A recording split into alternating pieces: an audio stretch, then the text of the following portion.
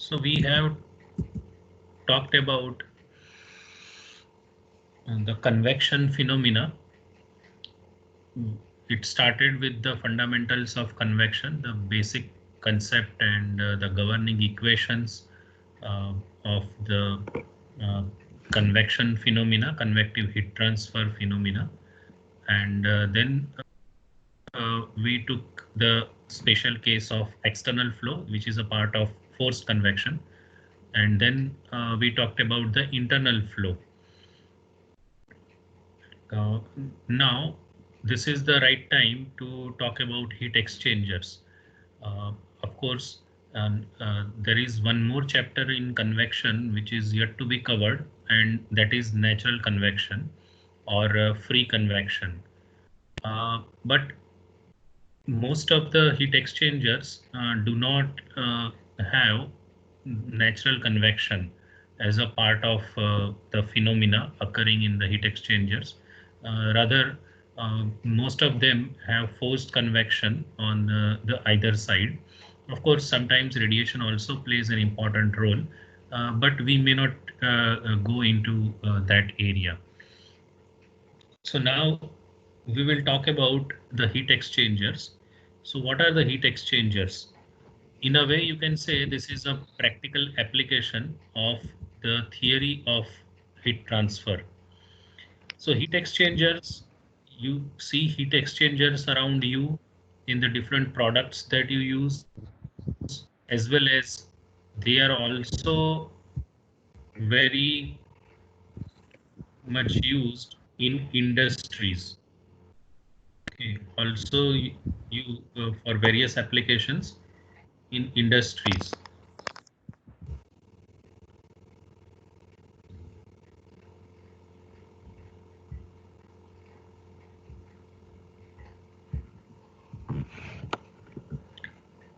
So where do you find the heat exchangers, or what is a heat exchanger? Basically, a heat exchanger is a device where there is heat exchange between two fluids. Heat exchange between two fluids. So sometimes there are two fluids available.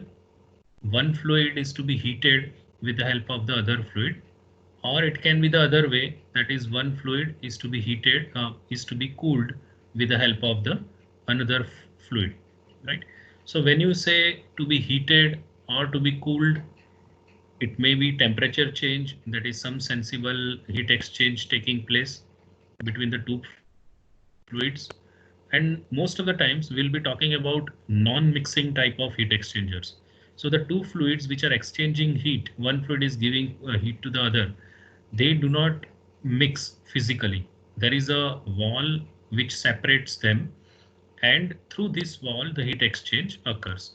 And this wall is almost all the times it is a solid wall, and many times made up of a good conductive material, different types of metals. So, so there is a possibility of one sensible heat exchange, and in many cases there could be a heat exchange, but the temperature may not change significantly. So this can happen if there is a phase change. So on one side the fluid may be boiling. In that case, there may not be much temperature change of that fluid, or it may be condensing also. So one of the very common example of the heat exchanger that you see around you is in a refrigerator or in a air conditioner. So in air conditioner, you must have seen this type of unit of an air conditioner, right? So can somebody type in the name of this device? What is the name of this device? It's a part of, as I've already given a hint, right? It's a part of air conditioner. But what do you call it? What is the name of it? It is a heat exchanger, right? And it is put outdoors, right? But outdoor is not the complete name, right?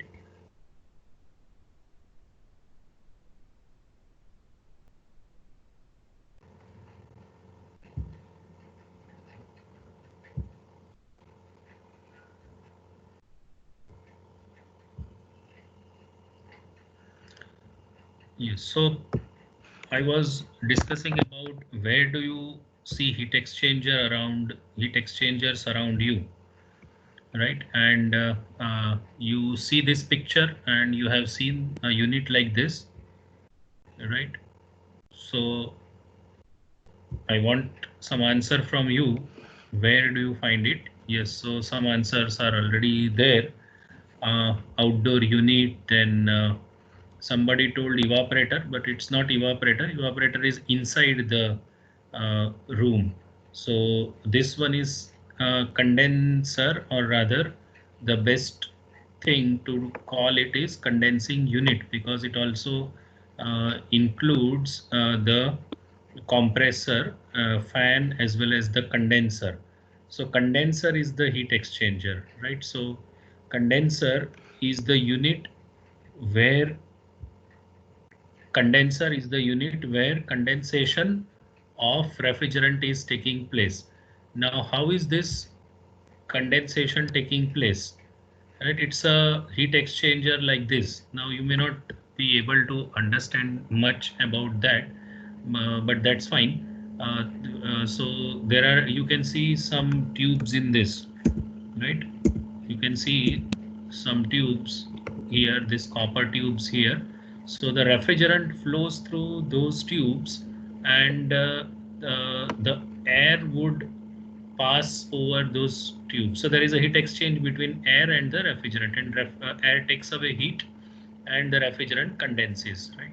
So this is one of the very common thing that you see around you. Even if you check your refrigerator, it has at least two heat exchangers. One heat exchanger is the evaporator, which is sometimes it is as a available as a separate coil, or sometimes it is integrated into the freezer or the ice box, right? And then you also find the condenser on the back side. Of course, nowadays you have the refrigerators where you cannot see the condensers, but at least if you touch the side surfaces, you feel them hot. So that's nothing but the heat being rejected by the condenser. So these are the examples of the heat exchangers that you see around you. And there are many other types of heat exchangers which are used in industries. So let us start talking about heat exchangers, do some analysis of the heat exchangers, and then we'll be able to solve some problems related to heat exchangers. So let us first talk about the heat exchanger types.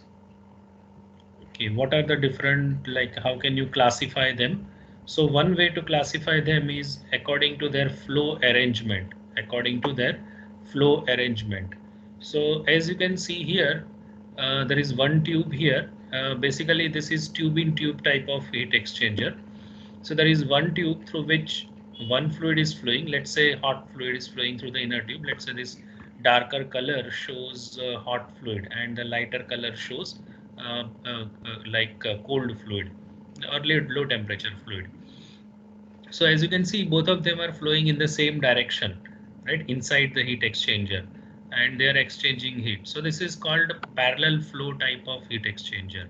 The configuration is called parallel flow type of heat exchanger, parallel flow configuration. Okay, if you look at the diagram B, then what you find is that here the two fluids are flowing in the opposite direction, right? So that is called counter flow configuration.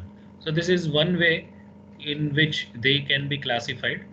As you will see later, thermal science point of view, it is always a good idea to have a counter flow type of heat exchanger.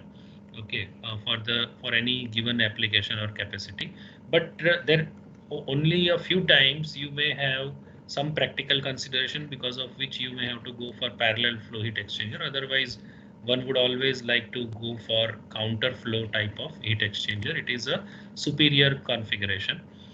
Again, sometimes a cross flow heat exchanger also may be used, but that is also, I, in my opinion, is not necessary. Okay, so this is one way. If you look at the diagram C, then what you find is that here the two fluids are flowing in the opposite direction, right? So that is called counter flow configuration.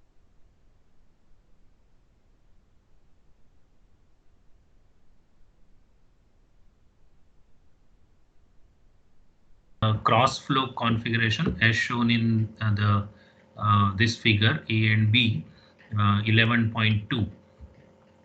So here, as you can see, this like there is one fluid flowing through the tubes, right? So and the other fluid is flowing over the surface of the tubes, right? In this case, there are no fins, and in this case, there are fins provided over the surface of the tubes, and this flow is perpendicular to the axis of the tube.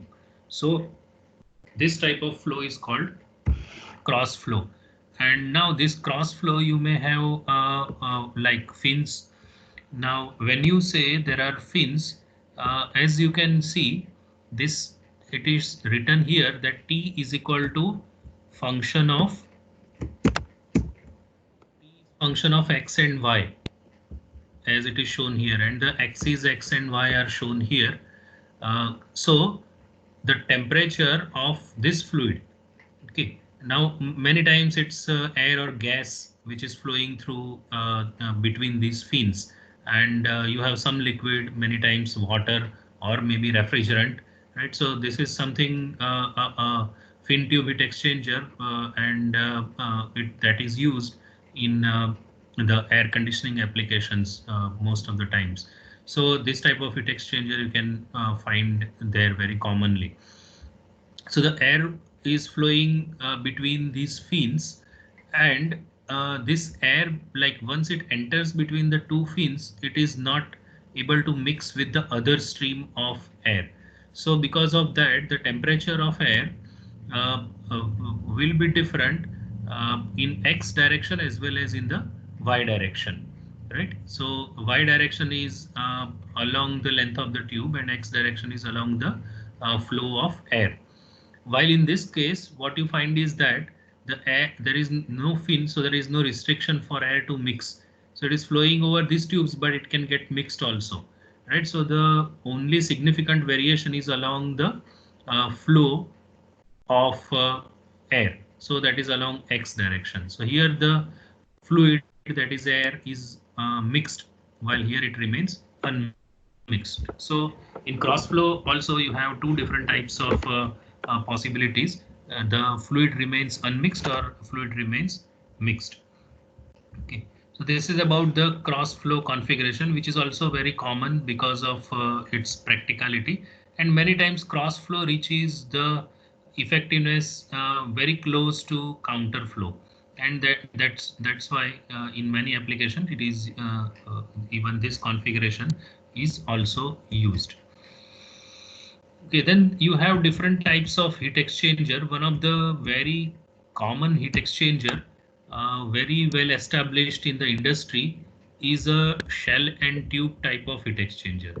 We talked about one type of heat exchanger based on construction, that is this tube in tube type of heat exchanger. There is one tube and there is another tube, and which is outside it, or there are two concentric tubes. So this is tube in tube type of heat exchanger, or double pipe type of heat exchanger, which is perhaps the simplest kind of heat exchanger that you can have.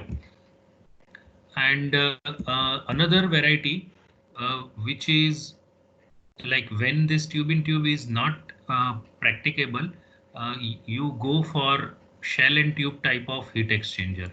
So here you can see what is the, how is the construction of shell and tube type of heat exchanger. As the name suggests, there is a shell. So this outer cylinder is nothing but it's called shell, and there are tubes, multiple tubes. So you have 1, 2, 3, 4 tubes. This light pink color is showing the passage of the tube. So the tube inlet is from here. So one fluid is flowing in the tube.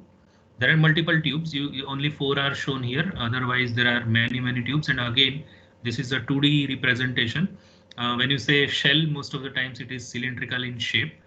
So you will have again multiple tubes in different planes, not just in one plane. So that is about the fluid flowing through the tubes. And then you have another fluid flowing through the shell, right, which is surrounding these tubes. And that this is the shell inlet. regarding tube, you can see this is the tube inlet and it flows in this direction and it is taken out from here. So there is only one pass of the on the tube side. Then on the shell side, you can see like it enters from here and it is flowing, it is covering all the tubes on the shell side, and the outlet of the shell is given here. Okay, now there is some, you can see these lines which are called baffles, right, which basically redirects the flow on the shell side. Now if you don't put these baffles are, you are just guiding the fluid on the shell side by closing some area, right? So if you don't close it here, then what might happen is that it will take the shortest route, that is the shell side fluid will take the shortest route. This is the inlet and it will try to take the shortest route and come out from the other side like this. In that case, what will happen is many areas of the tube will remain unexposed to the shell side fluid, and even though you have provided large area, if it remains unexposed or remains unwetted, there is no point in providing that area. So you are actually utilizing very less area effectively. So to prevent that kind of circumstances, you are providing these baffles, which are nothing but metal plates, which are having holes for the tubes to pass. So tube also gets supported with those baffles, as well as it guides the shell side fluid also. So this shell side fluid has to take this path along perpendicular to this. Again, it has to take a turn. It will come up, again it will go down, up, down. So that way the path becomes the residence time of the fluid inside the heat exchanger is higher, or the path is longer, or all tubes are properly exposed to the shell side fluid. So like the shell side fluid has a tortuous path now, and though in one pass it is a cross flow in a way, but there are so many passes, so it reaches very close to counter flow. Uh, so that's the purpose of the providing baffles, that is to avoid short circuiting of the shell side fluid and allow all surfaces of on the outer surface of the tubes to get in proper contact with the shell side fluid. So the shell side fluid again comes out from here. So this is a very popular configuration used for different applications in industries, many of the process industries also. So later on we'll have some example on shell and tube type of heat exchanger also. Now again, shell and tube type of heat exchanger, what was shown to you was the simplest kind of shell and tube type of heat exchanger, where there was only one pass on the tube side and one pass on the shell side. But as it is shown here, the shell side there is only one pass, but on the tube side you can see that there are two passes. So it enters from here, it takes a U-turn, and then it comes back on the same side and it is taken out from here. Similarly, you can even have multiple passes on the shell side as it is shown here. So here you can see there are 4 passes on the tube side, but on the end on the shell side also you have 2 passes, right? One of the reasons, or one of the advantage of having even number of passes is that the fluid inlet and outlet are on the same side. So you can eliminate connections on the other side, and all connections will be on the same side. So many times there are many practical considerations which you have to take into account to decide which configuration you want to use in a given heat exchanger. And there are many other varieties of heat exchanger also, which are becoming nowadays more and more popular. So you can see they're all having fins. Here the shape of the tube is a bit different. One of the fluid is flowing through this rectangular shaped tube, it is moving down as shown by these black arrows, sharp arrows. So that's the passage of one of the fluids through the rectangular passages. And again, multiple fins are provided, and this another fluid, which is many times gas or air, is flowing on the air side, and it is taking away heat, or it may be the other way, giving heat to the fluid in the tube.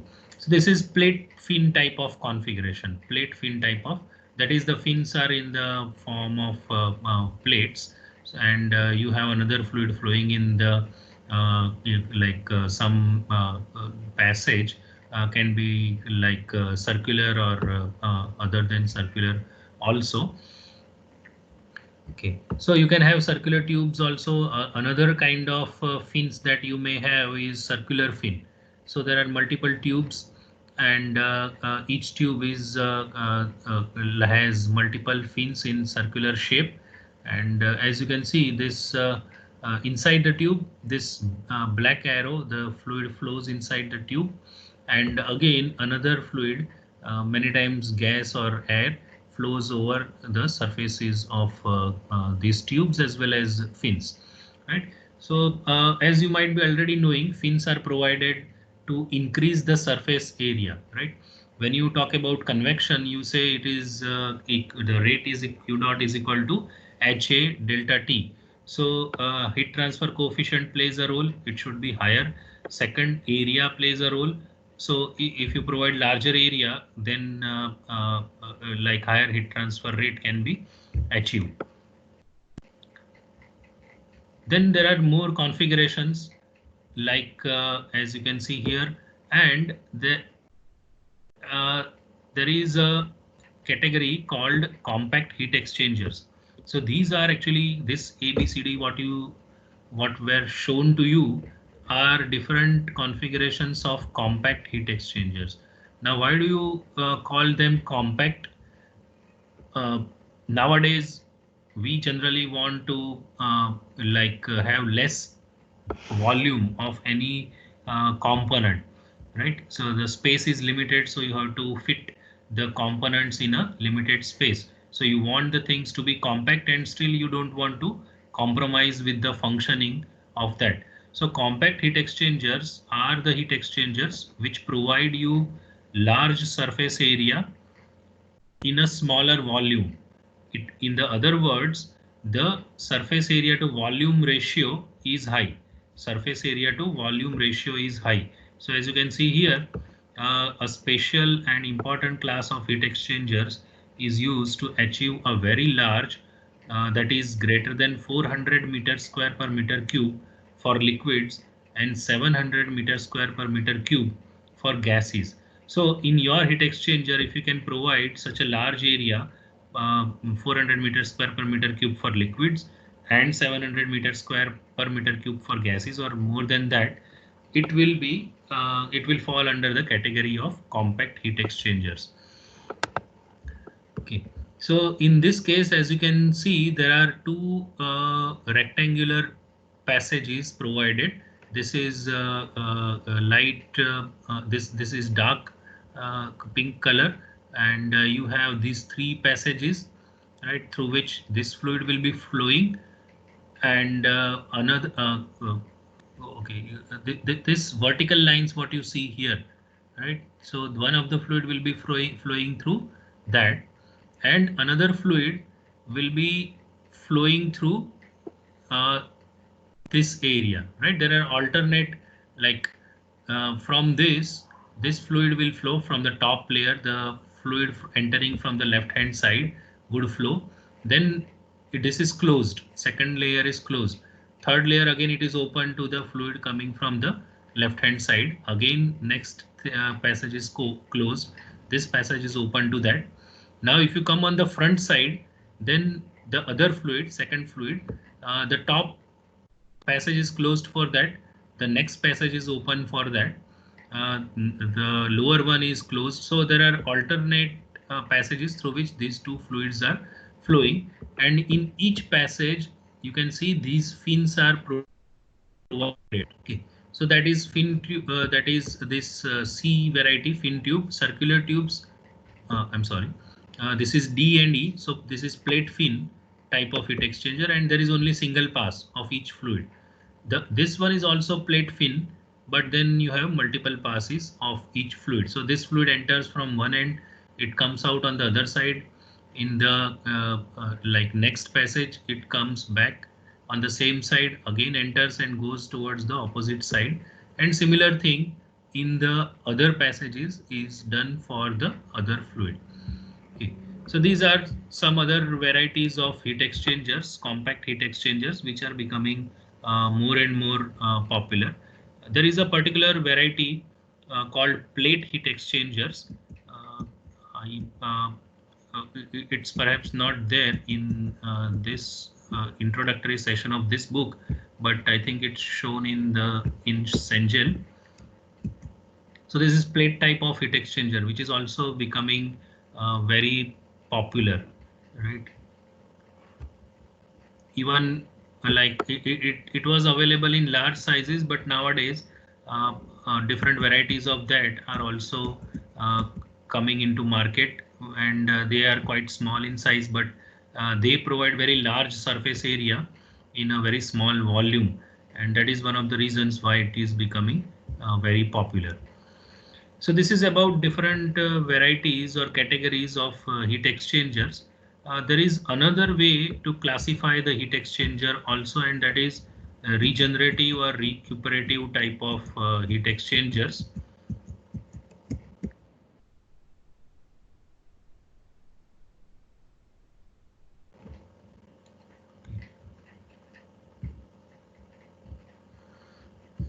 I thought it would be there in the book, but doesn't seem to be there in this introductory portion. Okay, I think I can show the examples of that to you in the next class. So, but all of these, what we have discussed, are all recuperative type of heat exchanger, where there is no storage of heat and there is continuous heat exchange between the two fluids. So that is recuperative type of heat exchanger. Regenerative type of heat exchangers have some storage of heat for short period of time, and then it gets transferred into another fluid. Now let us start talking about a very important topic in case of heat exchangers, that is overall heat transfer coefficient. Now we have been talking about the heat transfer coefficient for many lectures now, and many examples have been done to find the Nusselt number and find the heat transfer coefficient from that.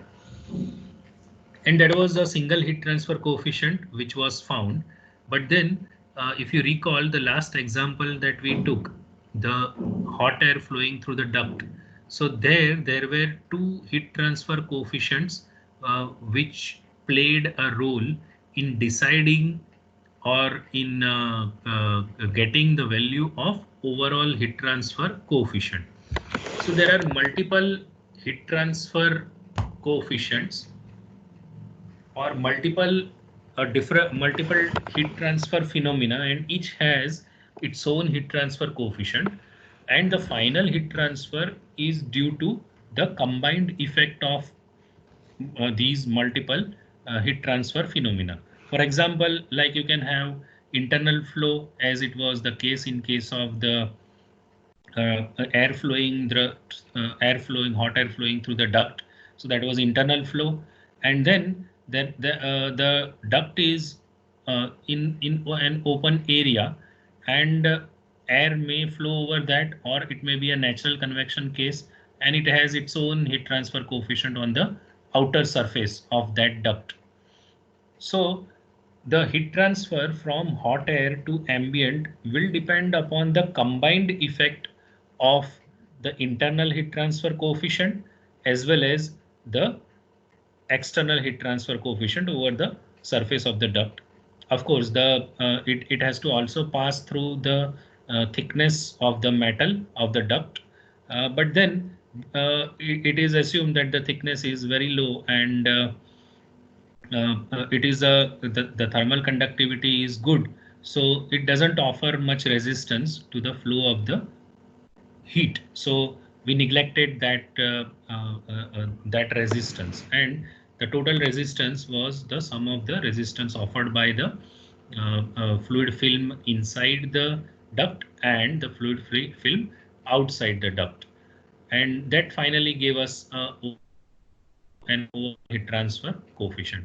So in case of heat exchanger, there are almost all the times at least two fluids involved. So you will have two or more heat transfer coefficients involved.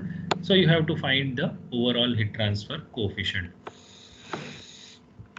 So how will you be able to find the overall heat transfer coefficient?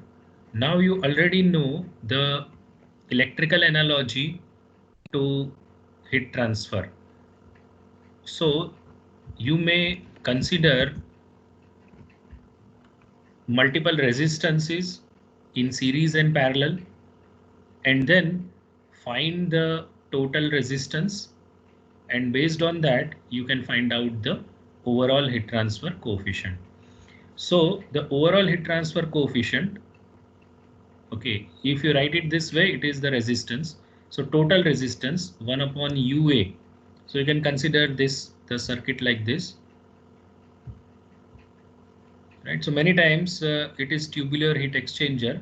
So if we start talking about this type of heat exchanger, then there, let's say it's a tube in, we are talking about tube in tube type of heat exchanger. So there is one fluid which is flowing through the inner tube, let's say the hot fluid, and another fluid which is flowing through the outer tube, that is through the annulus. So that is cold fluid. Now there is a heat transfer coefficient HI connected with the inner surface. Okay, so this part of the tubes has been like expanded and shown. It's blown out and shown here. So HI is what is the heat transfer coefficient on the inner surface, and there is a particular area associated with that. So let's say that is AI, right? It is pi dl. Okay, so pi dil. So that's the area associated with this heat transfer.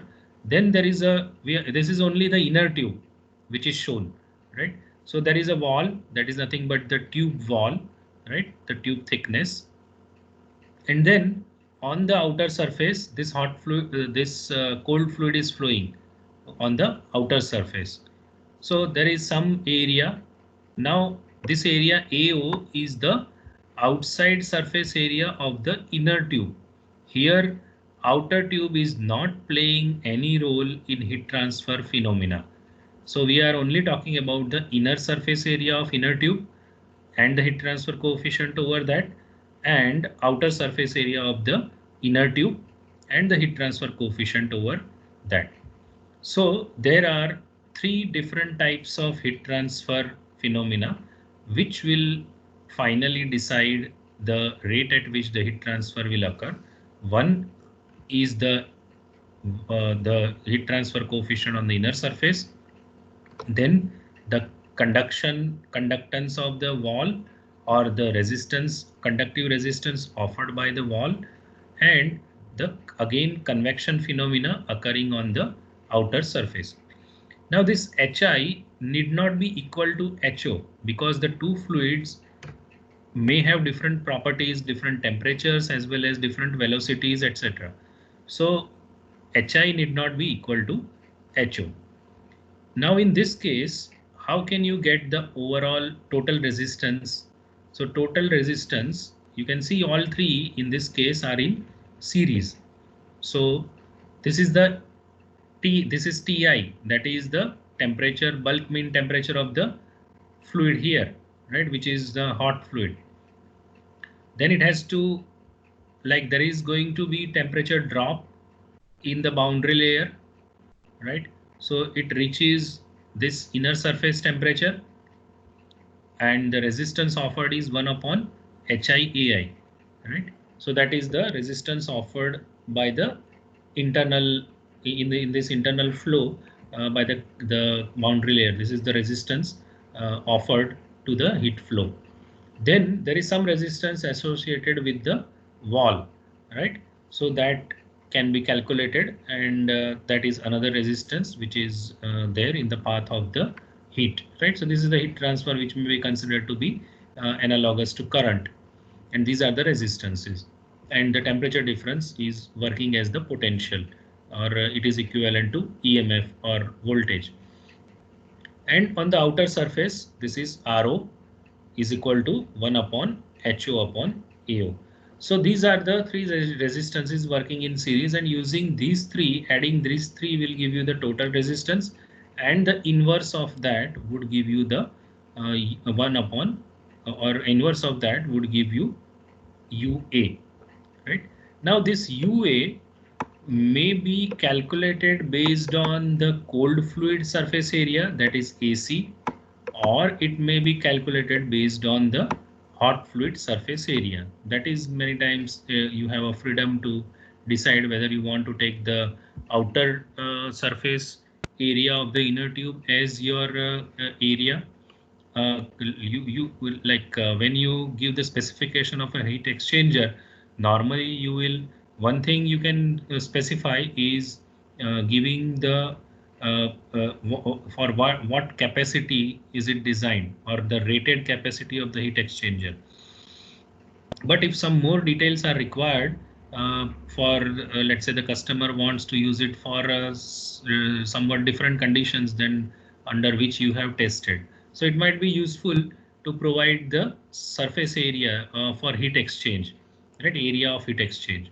So what area will you specify? Whether you will specify the inner surface area of the inner tube or outer surface area of the inner tube, right? It is like it is generally your choice, and there could be different reasons why you want to choose one above the other, right? Sometimes it may be to like if you take less area, then you can show a higher heat transfer coefficient, or sometimes if you want to show that my area is high, you might project the outer surface area as your heat transfer area. Okay, so either you take the like cold fluid side area or the hot fluid side of area. Accordingly, this UC or UH value will be slightly different. So you choose one of them. Let's say you choose 1 upon UH as your total resistance. So that would be equal to the cold fluid side HA. Okay, inverse of that, that is resistance offered there, the on the inside surface boundary layer, then the wall, the metal wall, and the resistance offered by the outer boundary layer, that is 1 upon HA of the hot fluid. Okay, so this gives you, with the help of this formula, you can get the overall heat transfer coefficient. Okay, you get 1 upon UA, right, or 1 upon UCAC, or 1 upon UHAH, and from that, like once you know the area, you can calculate what is UH, or it can be the other way. You know, uh, based on this, you know UHAH, and then you decide what area you want to keep, or maybe the area is given, then you can find out UH, right? Okay. Now this is very simple geometry which was discussed. Every time the geometry may not be that simple. So you may have fins on the hot fluid side, or you may have fins on the cold fluid side. And there is one more thing to be considered, and that is when you start using the heat exchanger, the fluid which is used is, most of the times, it's not completely pure and clean fluid. So because of that, you have to consider something called fouling factor. So as you can read here, this equation that was written above is applicable to clean unfinned surfaces only. During normal heat exchanger operation, surfaces are often subject to fouling by fluid impurities, rust formation, or other reactions between fluid and the wall material. So basically the wall material, like there is some deposition on the wall material, or the wall material nature changes because of different reasons. The reasons mentioned here are some of the reasons. The subsequent deposition of the film or scale. So even if like the water has salt, so that salt also slowly gets deposited over the surface of the tube, which is called scaling. So deposition of a film or scale on the surface can greatly increase the resistance to heat transfer between the fluids. So for practical reasons, you have to take this phenomena into account while you design a heat exchanger. This effect can be treated by introducing an additional thermal resistance in the previous equation. So you have to modify the very simple looking, comparatively simple looking equation. You have to add something for fouling factor. Okay, that is an additional resistance, right? So like if there is scaling, there is additional layer and it's not having good thermal conductivity. So obviously it is going to offer some additional resistance. So you have to consider that additional resistance uh, and add that while you design the heat exchanger. Otherwise, what will happen is if you don't consider it, you have given a certain area of the heat exchanger, and then slowly fouling occurs and heat exchanger performance starts degrading and it starts giving you low heat transfer rate. Right, that would start reducing. It may be part of a system. Let's say it's a part of an air conditioner, so the required condensation is not occurring in the condenser, so the performance of the overall unit also will start reducing. That is not desirable. So what you have to do is you have to consider fouling factor, so that's an additional resistance, and because of that you will actually over design the heat exchanger. You will provide some additional extra surface area. So while the unit is fresh, it will give you more than the design performance, right? But slowly, as fouling occurs, again it starts like performance will reduce. But then because you have provided somewhat larger area, it is still giving you the at least giving you the required duty. Okay, so that's about the fouling factor, and its value depends upon the operating temperature of the fluid velocity, length of service of the heat exchanger. So many times you have to service the heat exchanger so that the fouling is not too much and the performance doesn't degrade beyond a certain point. So cleaning, intermittent cleaning over after a few months or 1 year or couple of years may be needed depending upon the type of heat exchanger and type of service. Okay, and again what was shown in the earlier previous diagram and in the formula, there were no fins considered there, but fins may be there on the hot fluid side as well as on the cold fluid side. So if you want to write a very general formula, you have to write it like this. So you should be able to write this formula. You should be able to understand this formula, and you should know what are the different terms in this formula. So 1 upon UA, that is the total resistance, is sum of different resistances. One of them is this wall resistance.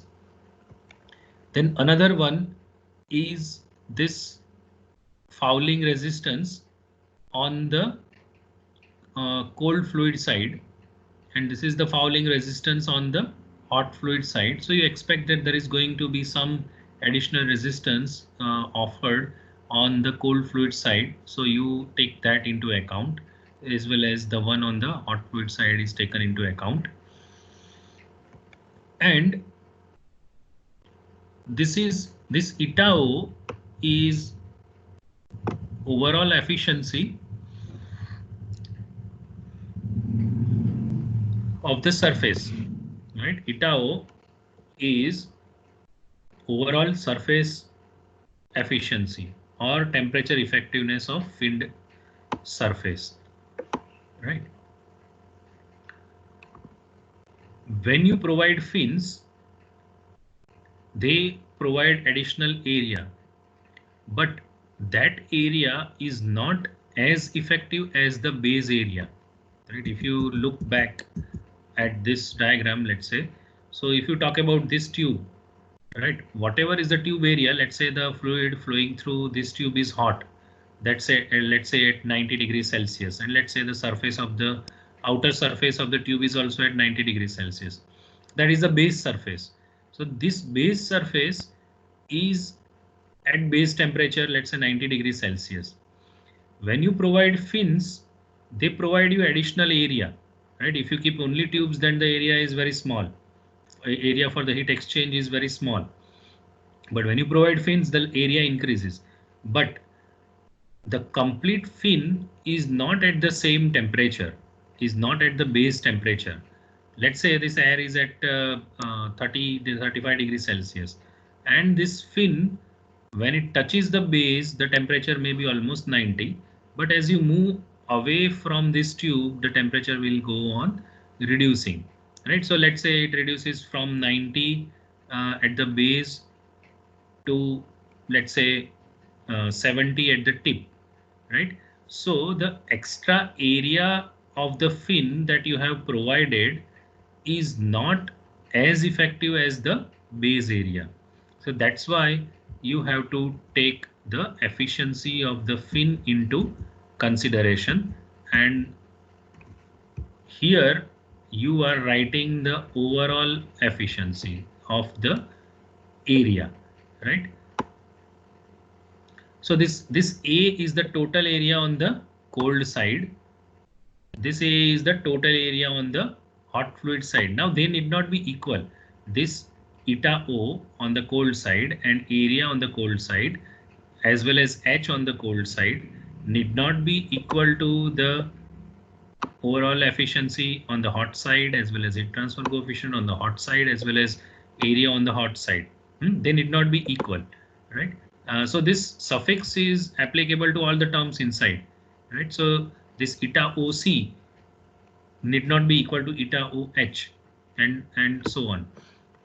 Okay, so what is this and how to get this overall efficiency of the area? Like as per the definition, the total amount of heat transfer that is occurring from the complete assembly of fin and the tube is equal to eta O H into A into base temperature minus the temperature of the surrounding fluid.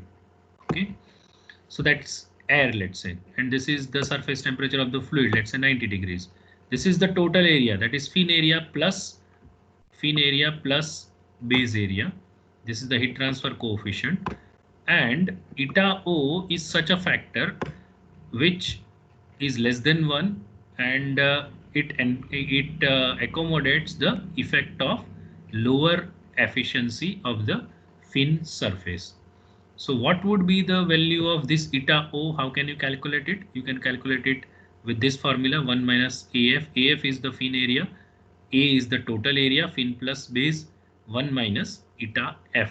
Eta F is the efficiency of the fin, right? It is the efficiency of the fin surface, efficiency of a single fin. Okay, so if you take this multiplication eta O into A, you will better understand it. If you multiply this with A, it is basically giving you the effective area. So eta O into A is A minus. So your effective area is not actually A, right?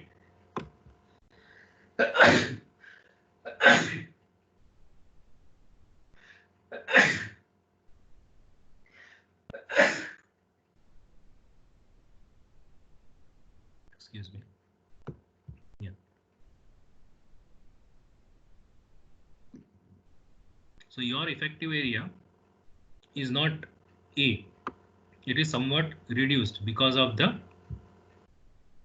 efficiency of the fin not being equal to 1. So this, when you multiply this A here, you find that it is here, it is A, but you are deducting something from that. And what are you deducting from that? You are deducting AF into 1 minus eta F, AF into 1 minus eta F from that total area. That is because the fin surface is not as effective as the base surface. Okay, so this eta O term would be there. This for the resistance offered by the cold on the cold fluid side. This is the resistance, the fouling resistance offered on the cold fluid side. This is the wall resistance. Again, similar terms for the hot fluid. So this is the formula for overall heat transfer coefficient in case of a heat exchanger. Now, if there is no fin on one of the sides, let's say on the hot fluid side, there is no fin. So in that case, this eta O will disappear, right? So, and that will be only HH into AH. Okay. Similarly, here it will disappear from here also. So it will be only RF H double prime upon AH.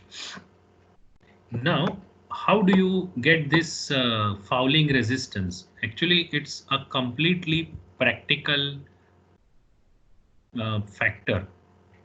So it is generally based on experience only, or based on the experiences, people have produced different data books and you have to fetch the data from there. So you have to refer the relevant table and get the value of fouling factor for your case from those tables. So some of the values are presented here in this table, 11.1.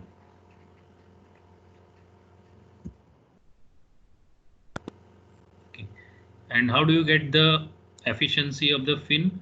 So you have to use the required formula. For example, for a straight pin fin of length L, and if adiabatic tip is assumed, then you can get the efficiency as 10H of M into L upon ML, and this M is 2H upon KT raised to 1/2. So this basically comes from the theory of fins, which you will study under conduction heat transfer, conductive heat transfer.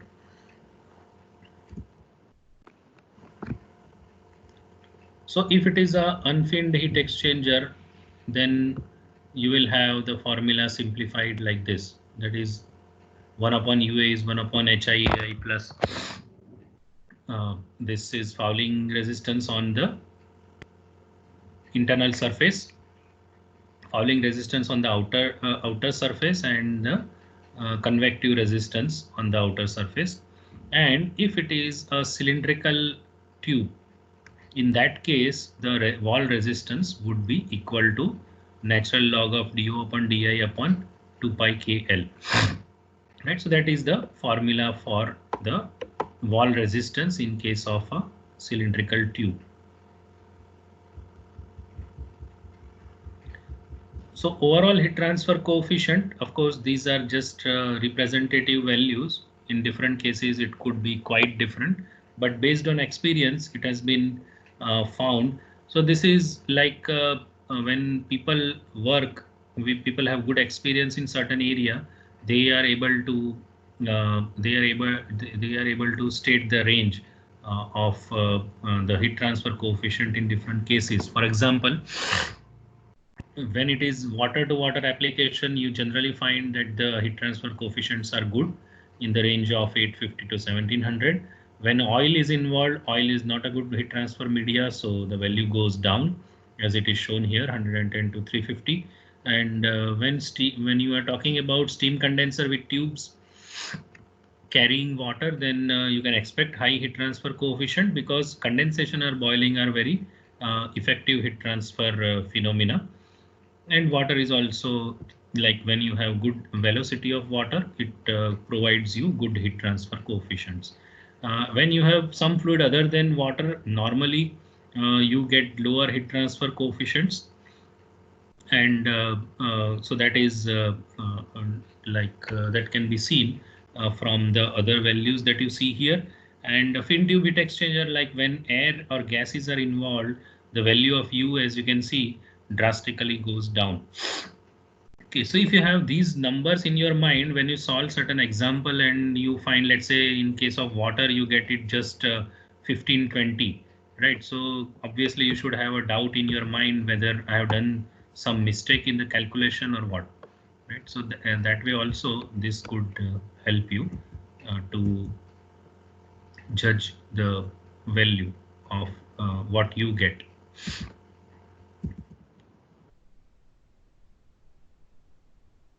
I think we will stop here for today and continue further in the next class.